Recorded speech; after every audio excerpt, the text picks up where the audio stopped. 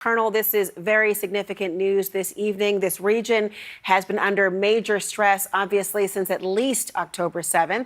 What will this do to the political and military dynamic, given some of the statements that this might be a showing of a giving up on peaceful negotiations?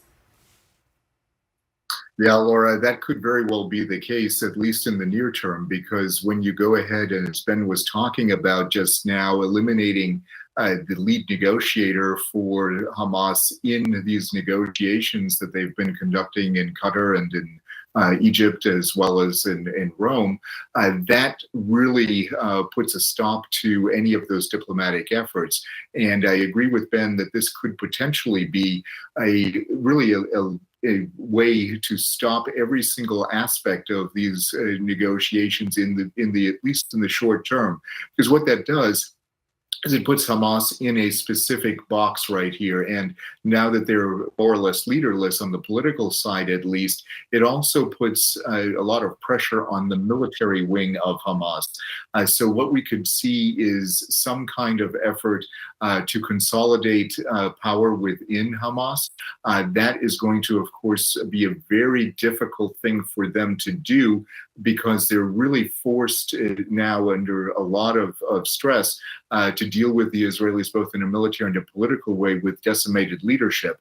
And, in terms of the future, Laura, what we could see here is the potential for greater attacks on Israel, some of them coming from Iran, from the Iranian Revolutionary Guard Corps, because now Iranian sovereignty has been violated with the killing of Haniya in Tehran.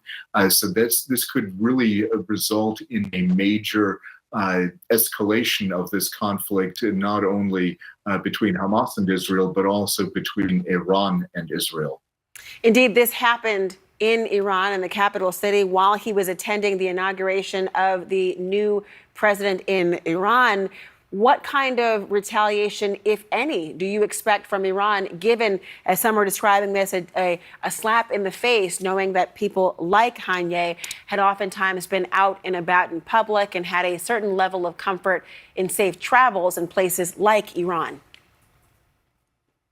Yeah, that's going to be, I think, a major effort by the Iranians that will need to use a show of force. And what that means is it could be a missile attack like we saw a few months ago against Israel. That could very well try to tax the air defense systems that the Israelis have. On the one hand, on the other hand, what they could do is they could also mount some kind of terrorist attacks against Israeli installations, not only around the region, around the Middle East, but potentially globally.